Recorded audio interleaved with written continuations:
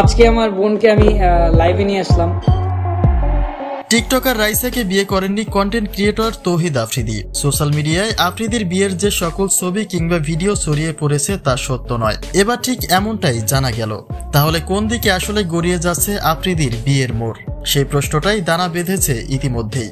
সামাজিক যোগাযোগ মাধ্যমে আফ্রিদির বিয়ের বিষয়টি ব্যাপক সাড়া ফেলেছে। কিন্তু রাইসাকে বিয়ের খবরটাই যদি সত্যি না হয় তাহলে এটা আসলে কি ছিল? শেখ হাসিনা সরকার পতনের পরে নিজেকে আড়াল করে নিয়েছেন দেশসেরা ইউটিউবার তৌহিদ আফ্রিদি।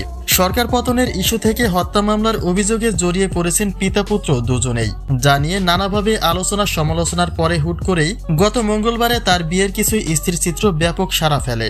কিন্তু বিয়ের বিষয়টি থেকে তৈরি হয়েছে নানা রকম ধোঁয়াশা। অর্থাৎ আফ্রিদি আসলে কাকে বিয়ে করলেন তা এখনো স্পষ্ট নয় সোশ্যাল মিডিয়ায়। আফ্রিদির বিয়ের বিষয়ে এমনটাই জানা গিয়েছিল যে টিকটকার রাইসাকে বিয়ে করেছেন আফ্রিদি, কিন্তু তথ্য যাচাই করে জানা গেল তার উল্টোটা। অর্থাৎ টিকটকার রাইসার বিয়ে হয়েছে তো আরো 1 বছর আগে। তাহলে রাইসার মতোই দেখতে আফ্রিদির স্ত্রী আসলে কে? আর সেই প্রশ্নটাই ঘুরপাক খাচ্ছে সকলের মনে।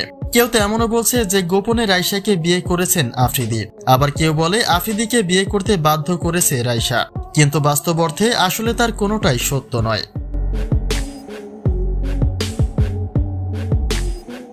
আফ্রিদি যে বিয়ে করেছেন সেটা নিশ্চয়ই মিথ্যে কোনো গুজব নয়। তবে রাইসাকে আফ্রিদির স্ত্রী হিসেবে গেস করে নিলেও সকল তথ্য যাচাই করে জানা যায় আফ্রিদি রাইসাকে নয়, বিয়ে করেছেন তার যমজ বোন রামিসাকে, যাকে দেখতেও অনেকটা রাইসার মতোই। আর বিয়ের ব্যাপারটিও একদমই গোপনে নয়, প্রকাশ্যেই করা হয়েছে। তাই কেউ গুজবে কান দিয়ে কাউকে নিয়ে বাজে মন্তব্য করবেন না। ধন্যবাদ।